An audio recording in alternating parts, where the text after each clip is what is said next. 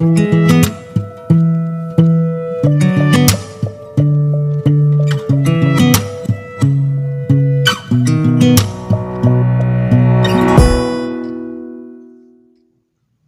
my MTS crew. Thank you for joining in. I appreciate you. I love you and I care about you. Always remember that. And I'm praying for you. First, I want to say happy Juneteenth. Juneteenth means a lot to us because it's when Abraham Lincoln signed the Proclamation of Emancipation so the people of color could be free. So that means a whole lot to me and my family. But you know what? I love everybody. I don't hate anybody. I'm not prejudiced. I don't hate any color, black, white, Asian, Mexican, Indian. I don't hate anybody because if you hate, you won't be able to make it into heaven. And that's where I want to go. And I just want to jump on and talk about a few things. I haven't said much about the anything really about the riots and the killing of Mr. Floyd and the killing of the young man that stayed here in Georgia, which it was really sad. I can't stand to watch the video. The videos are horrific. Every time I watch them, I cry because I have a son, a grandson, and a husband, and I wouldn't want that to happen to anyone. And what really touched my heart is when Mr. Floyd cried out to his mother. And I mean, I know his mother was passed on, but when he cried out to his mother, I feel like he cried out to all mothers. So we have to stay prayed up, pray for our the men in our families, and we got to um, ask God to put a hedge of protection around them. Um, like I say, I hate nobody. What I hate is racism. I hate that a certain group of people don't like you because of your color. I think that that is terrible. You know, I don't think I would have the heart to hate people because of their color, their eye color, their sexual orientation, because guess what? That's their business. You know, I don't hate people because they're gay. I have gay people in my family and whom I love very well, very much with all my heart. And I feel like if you don't agree with what they're doing, you know, that's their personal business, but we got to love them with the love of God. And no matter what, I love mine. So, you know, you love yours, you know. Don't put a child away or don't talk about them and don't put them out because of their sexual orientation. You pray for them and God will bring you through. And I just want to talk about too, with what's going on with all the riots and whatever. I don't like the destroying of properties and a lot of small businesses got damaged because of this. I don't like that, but a lot of people are really angry about how the police have been treating black men and black women. So, you know, you can't really get angry about that. I believe in a peaceful a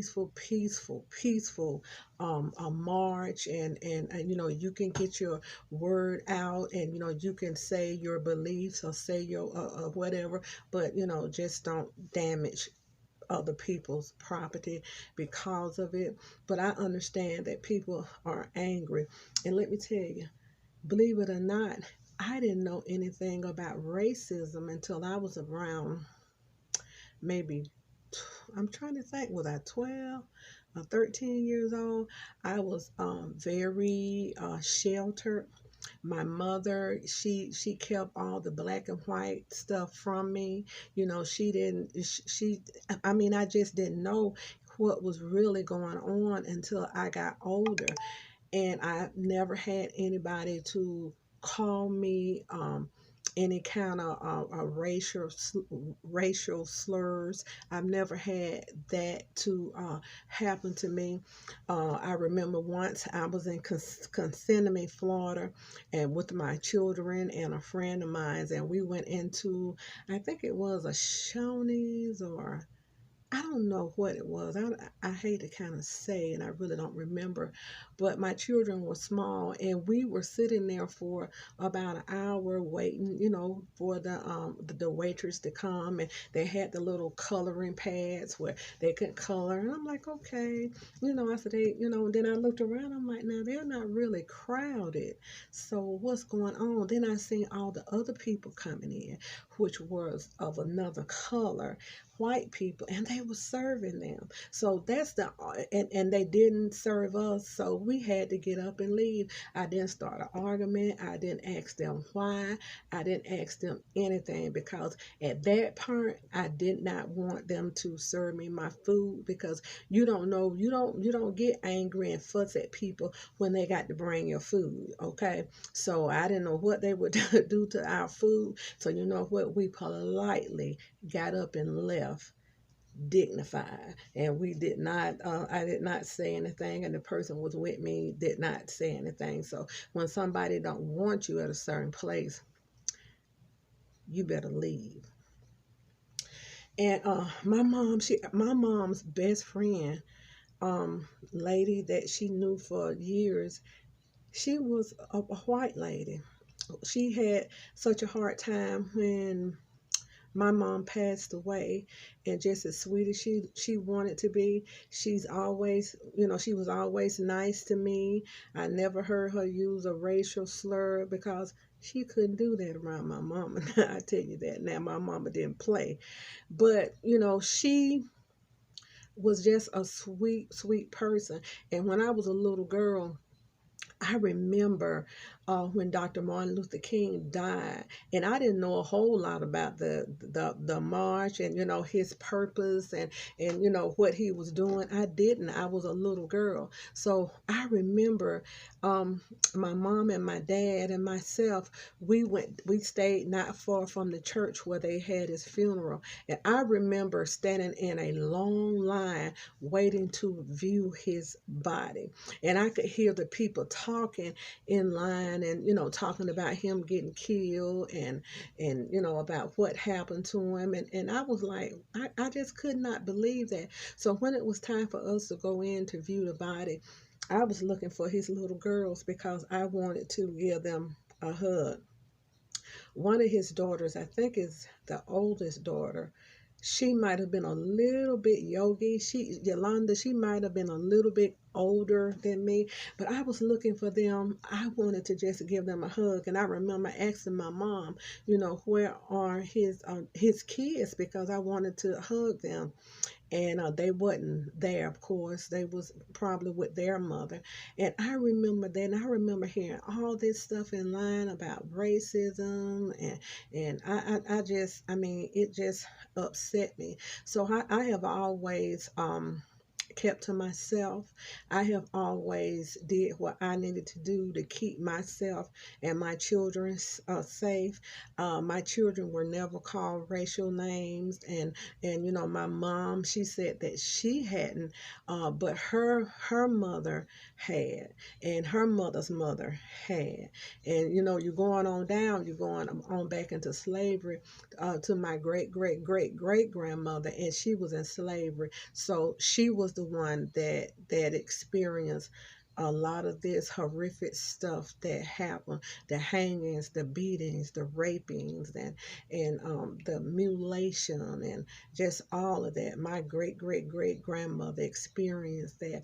But you know what? She experienced that, and that's why we really have to respect our families. We have to respect our home and respect people around us, because those people suffered, and we are piggybacking off of them, because of all the stuff that they went to. I don't know whether, the people nowadays, this generation could even take what they take. So they had to take all that in order for us to be free. I appreciate them. I don't take it lightly. I love them. And also, y'all, what I wanted to talk about is sometimes you have to start with peace in your own home.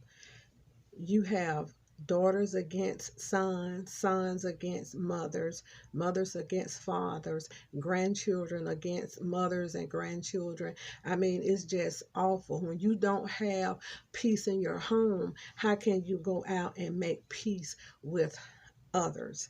So, be peaceful, bring peace into your home, and never allow the enemy to come in and destroy your home. When a son has to get in his mother's face and scream and holler, then his son is being disobedient and disrespectful. You're not supposed to do that. Not in your home. You have to stand for something before you can get out there and stand for justice and stand for your rights and stand for all this stuff. It starts at home. Charity starts at home and it spreads abroad. So let's not be raising hell at home and then have your fists up for equality and black power and all that when you beating your wife and your family is not together, and when you are disrespectful. You're not supposed to be disrespectful, because you know what the Bible says: a disrespectful child will never live their days out. So you have to watch saying certain things, doing certain things to your parents and your grandparents. You just cannot do that, because people have feelings too. So we have got to get it together, y'all. We have got to love one another. We have got to treat each other fairly. It just hurt me to see what's going on in the world today. Okay, the pandemic, police brutality,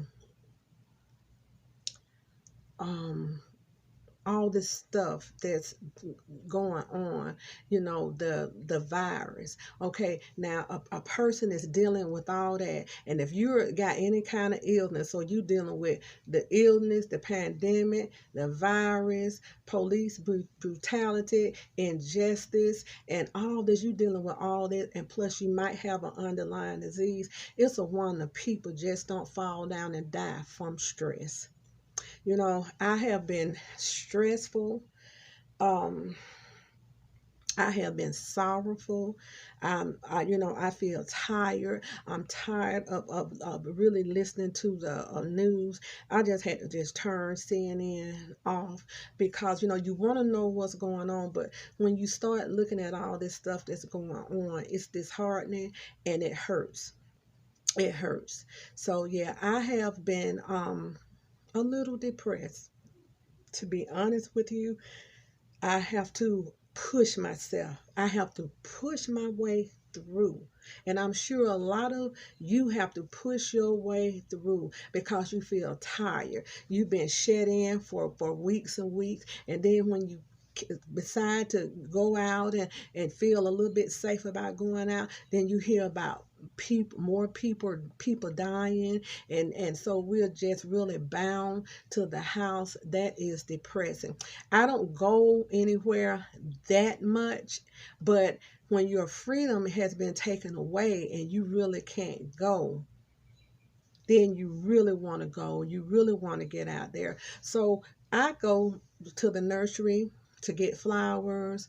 I do my videos, or I go and get what I need to prepare to do my videos. I go to our warehouse and get what I need to do our videos, and just that little bit of getting out makes me feel better.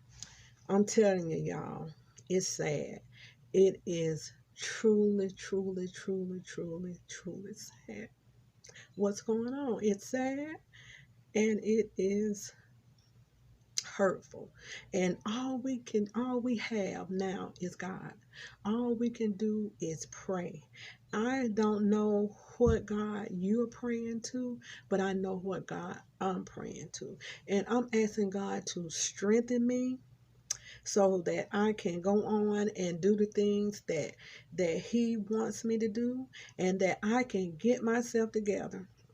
I can straighten my back up, and I can look at myself in the mirror and say, you are going to make it. You are going to make it. But if you've been in the house a lot, you did everything you can do. You want, excuse me, I'm thirsty. Excuse me. You have done everything that you can do. So guess what?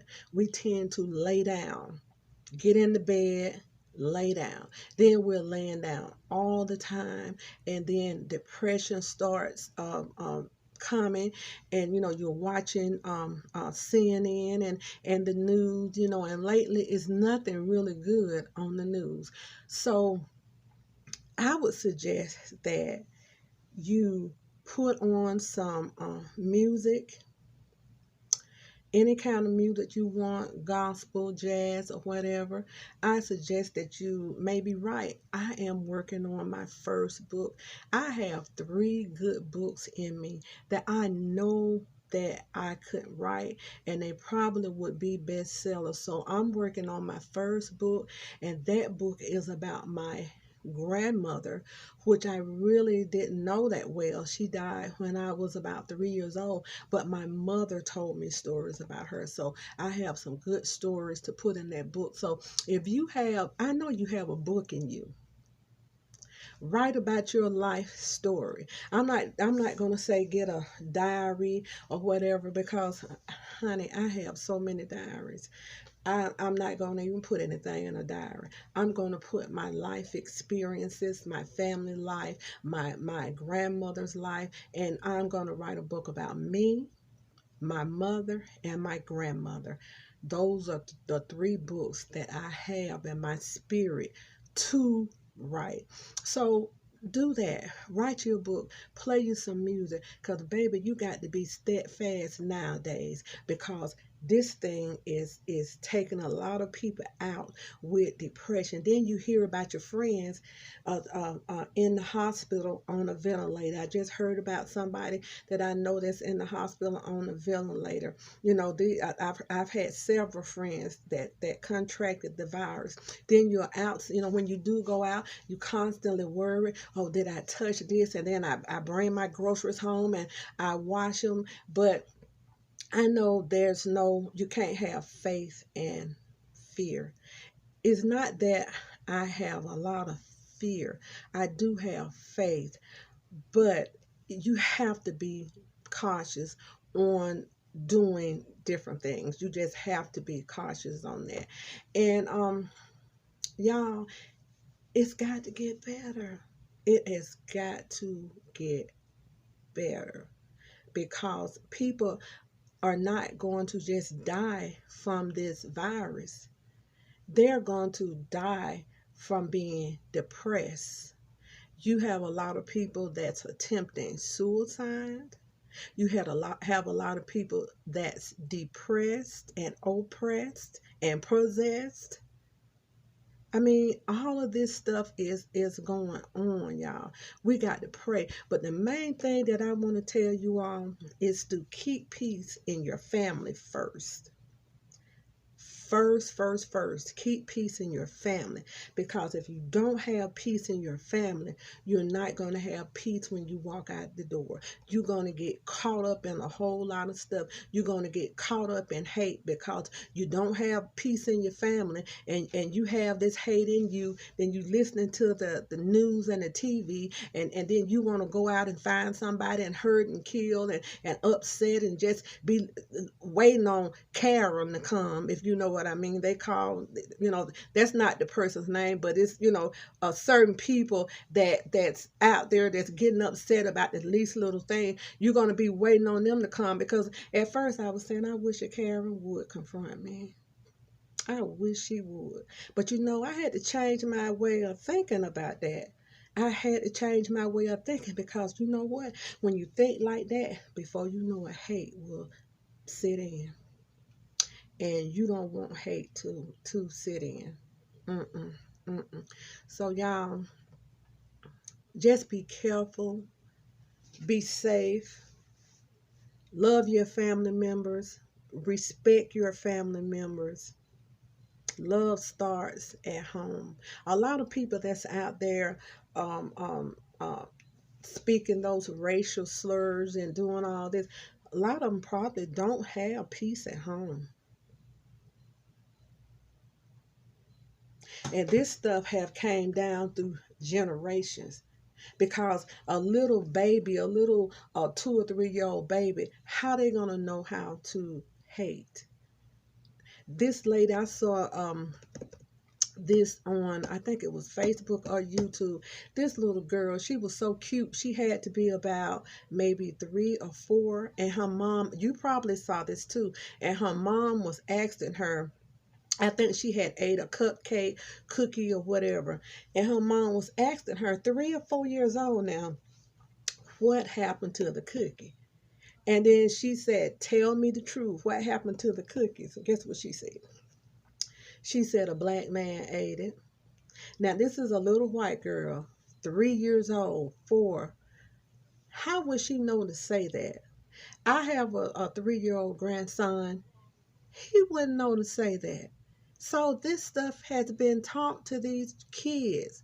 But you know what? Anybody that teach their kids hate and prejudice, they're going to have to reap what they sow. And I know that for sure. So I felt kind of sorry for the little girl, because I'm like, where in the world would a 3-year-old know how to accuse a black man coming in her house eating cookies when he didn't? And then the mother, instead of the mother correcting her, the mother laughed. She laughed. And that really hurt my heart, because if it had been my grandson, he would have been corrected. Spare the rod, spoil the child. So we got to start teaching our children. It starts right now. We got to teach our children our history. We got to teach our children about Juneteenth. It's grown people don't know about Juneteenth. It hadn't been that long since I really found out about June. I've heard about it, but not participated in anything. And just like, Juneteenth. But now I know what it means. So we got to educate our families on this stuff. I don't care whether you black or white. Educate the little white children. Educate the black children. Let's have these discussions in our families when we have our family time. Let the little white children know this was wrong. This is what happens. This is why this has happened. This is the reason grandpa don't like black people. This is why. But I want to tell you, he don't like black people, but this is wrong, because black lives matter. We got to start teaching our kids this now, instead of letting them at the age of 2 and 3 years old lie about a black person has did something that they didn't do, or putting them on a Klan outfit. These children are so small, they don't know what they're doing. They're just doing what their parents say do. So that's how prejudice is born. Yes, just like that. So we have to stop that. We have to stop that. I can truly say that my children are not. I have 3 children, and well, they're grown, and they're not prejudiced. I don't teach my grandchildren to be prejudiced against anybody. Supposed to love everybody. So be good, y'all. I just had to jump on here and just talk a little bit about what happened. Like I say, I can't stand to see those videos. I cringe. I cry. I cringe. I can't sleep at night.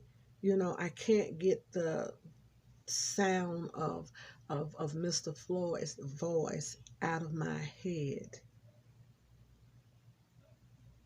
It was not right, y'all. It was not right. That could have been my son, my grandson, or my husband. And for it's like the police, I don't really think they should defund the police because we're going to need police. I think that they should get, if they want to quit, hey, but let's get more officers in there and train them the right way how to arrest a person. And don't just arrest a person because they are black. We got to teach them. Each one teach one. So, they say in Atlanta, all the police they are quitting. And I saw a video where they had Atlanta police dropping their handcuffs. If they want to quit, quit. If you want to quit because you can't put a knee on someone's neck, oh, it was black, white, Mexican police is there too. So if you want to quit the police force because you can't do what you want to do, you can't put your foot on a person's neck, you can't restrain them any kind of way anymore, you want to quit, then, sweetie, the job was not for you in the first place. So what I'm asking God to do is put some good, honest, abiding citizens in the police force, and we don't have to work. Now, it's people out there going to do bad things. I don't care what color they are. And it might take two or three people, to two or three officers to arrest them. Stuff like that happen now. And everybody not an angel. But don't do it so badly and brutally that you kill somebody. We need to make a change. A change has got to come. And I'm ready. I'm not able to get out and march, but you know what? I would get out and march alongside if I could, if my needs wasn't bad, I would get out and march alongside my white brothers, my black sisters, my Puerto Rican brothers and sisters. I would get out and march because we are marching for equality. If you look at the news, you see more white people almost than you do black people marching because they're tired. I saw a lady on the other day. She was a white lady and she was standing on a corner and she was saying something, and I'm like, oh Lord, what is she saying? Because she threw her sunshades down, threw her purse down. She was screaming to the top of her voice. She looked to be about 50 or 60 years old, and I'm like, why is she carrying on like that? But when I listened to what she was saying, she said she was tired. She said she was tired of seeing all these black men die. She was tired of how the black race has been treated. She said she was tired of it, and she was screaming to the top of her voice. She was crying. She just snatched her glasses off, everything, and threw them in the street. So that's how tired people are. That's how tired people are. I'm tired, y'all. I know some of y'all are tired. Let's do better. My MTS crew, I love y'all. Black, white, whatever color. I love y'all with the love of God. Don't hate you. I don't have a hateful bone in my body toward another color. But people now are out to destroy the black race. And that's not fair. I would never say anything to hurt or try to put down a white person. Because what happened years and years ago in slavery, you know how long it's been since slavery was before it ended? It's been a long time. So this hatred have came up. What these people know now about hating people like this? It's that demon. Watch that movie, Time Is on My Side. I think it's Denzel Washington. That demon is moving through the generations. But you know what? You can break the curse. You can tell that devil, oh no, that prejudice spirit is up under my feet. We've got to say no. We've got to say no, y'all.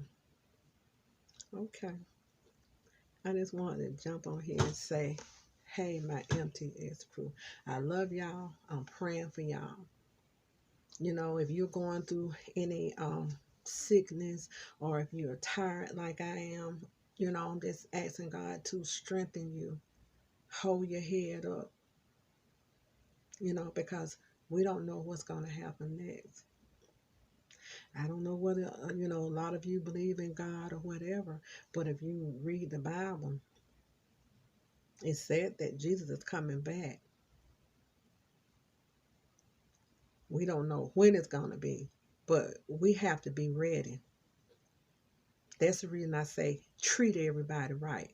Treat people the way you're going to be treated. Now, I can't say what will happen if I go in a store and somebody spit in my face, or they can call me a racial slur, you know, as long as they don't touch me. But if somebody spit in my face or touch me and do all this and that,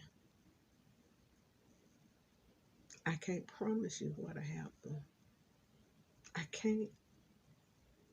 But I'm asking God to strengthen me. If I don't bother you, you don't bother me. So I pray, even when I go in the store, you know, that no, you know, I don't try to talk about people and get in people conversation or whatever. But I've been seeing too many videos where these women are hitting folks and slapping them and spitting on them. Don't spit on me. Don't hit me. Don't hit me.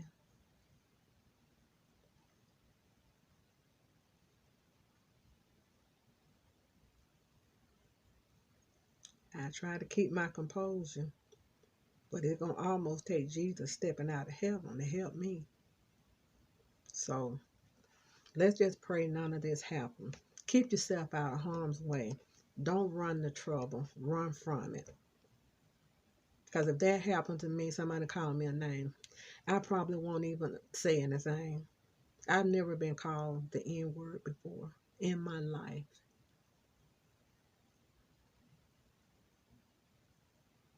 But love y'all. Pray for you. You pray for me. But do me a favor. Be good to yourself.